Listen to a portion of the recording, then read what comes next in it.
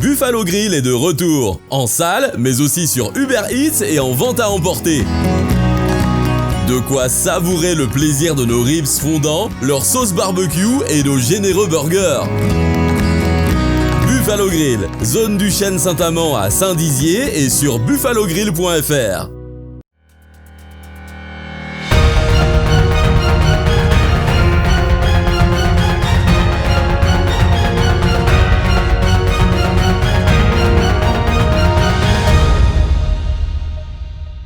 Bonsoir à tous et bienvenue dans votre journal week-end du samedi 20 juin 2020.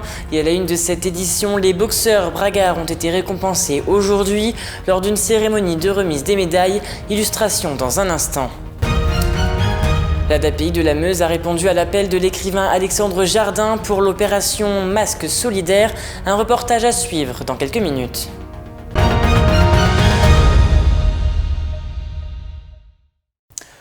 Aujourd'hui, plusieurs points de dépistage dans la Meuse ont été mis en place, notamment à Bar-le-Duc avec 2 centres de dépistage installés sur les parkings de 2 supermarchés de la ville.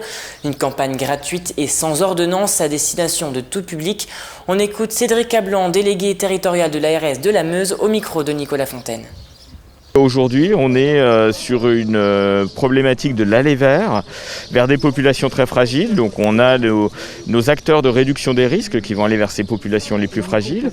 Ici, on a le GHT qui tient un stand de dépistage avec sa filière de santé publique. On a d'autres laboratoires avec des infirmières libérales, avec des préleveurs sur Bar-le-Duc, sur Verdun, sur Stenay. Donc il y a une grosse mobilisation pour cette journée qui va continuer sur les différents drives où les gens pourront se présenter au plus près de chez eux toute la semaine selon les organisations des drives de la même façon, juste avec leur carte vitale.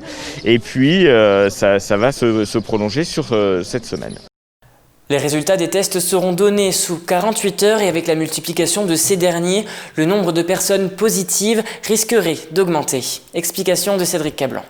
Comme on va tester beaucoup plus de monde, forcément on augmente la probabilité d'avoir des gens positifs, qu'ils soient asymptomatiques et qui viennent se faire tester, mais habituellement ils vont plutôt voir leur médecin traitant. Là on est plutôt à l'adresse d'une population donc sans ordonnance, donc qui ne va pas forcément aller voir son médecin traitant, ça va être occasionnel, mais néanmoins ils peuvent être porteurs asymptomatiques et donc on aura une incidence forcément sur les chiffres de lundi ou de mardi.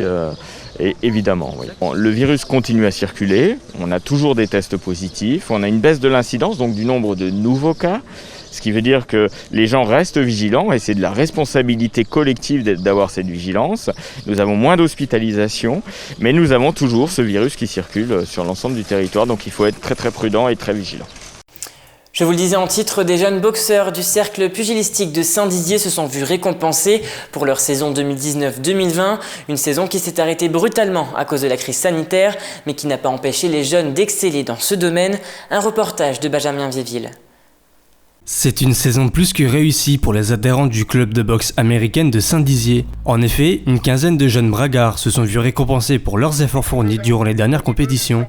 Des titres qui viennent compléter leur collection. Une trentaine de médailles au niveau régional et national et international. Cette réussite est également due au travail des entraîneurs qui éprouvent de la fierté en voyant leurs jeunes boxeurs gravir les échelons petit à petit chaque année. C'est vachement, comment on pourrait dire, gratifiant pour nous, quoi, c'est vrai. Ouais, c'est beau.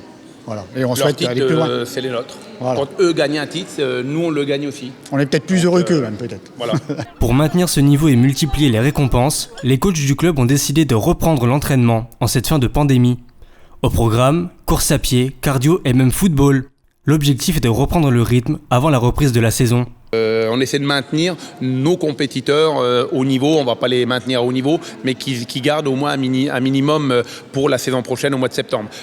La rentrée sportive se déroulera en septembre prochain.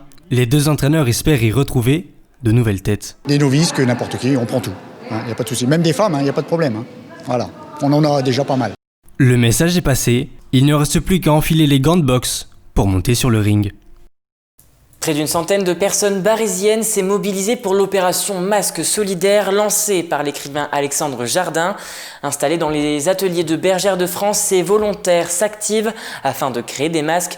Une opération menée principalement par l'ADAPI de la Meuse. Un reportage avec Nicolas Fontaine. Tissu à la main, pied sur la pédale et la machine à coudre se met en route. Installés dans les ateliers de Bergère de France à Bar-le-Duc, des personnes en situation de handicap, bénévoles associatifs ou encore référentes familles des centres sociaux se sont lancées dans la confection de masques en tissu dans le cadre de l'opération Les Masques Solidaires, lancée par Alexandre Jardin. Il y a eu à peu près 800 masques, on en a mis 500 de près. Aujourd'hui encore, on va aller distribuer 200. C'est pour les démunis, pour les gens qui ne peuvent pas payer 5-6 € pour acheter un masque, on leur donne. Mais pour produire une telle quantité de masques, l'association de coordination des centres sociaux de Bar-le-Duc a été sollicitée.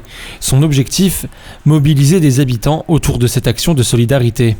On est une structure qui peut mobiliser les habitants de quartier et on est présent dans tous les quartiers.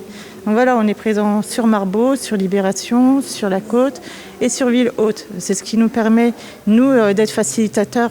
Donc ce sont des habitants qui sont volontaires, qui viennent et qui confectionnent en fait les masques. Les habitants de Bar-le-Duc et les travailleurs de l'ADAPI s'unissent donc pour une bonne cause. Cette action est basée sur le volontariat.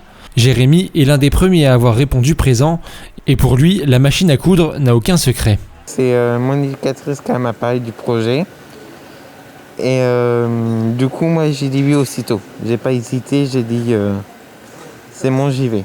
En fait, moi je trouvais que ça faisait du bien pour vivre des vies, pour que les gens puissent se protéger au maximum.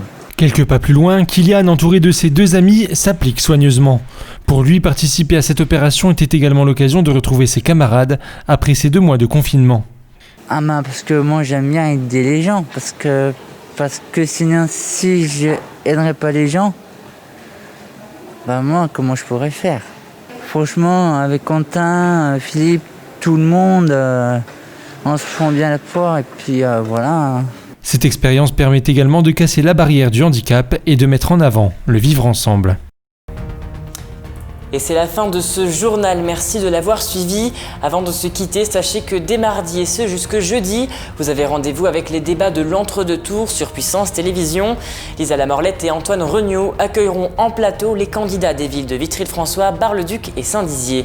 Tout de suite, votre météo et l'info continue sur Puissance Télévisions. Toute l'actualité qui vous concerne, à voir ou à revoir, dès maintenant sur puissancetélévision.fr et sur notre application mobile.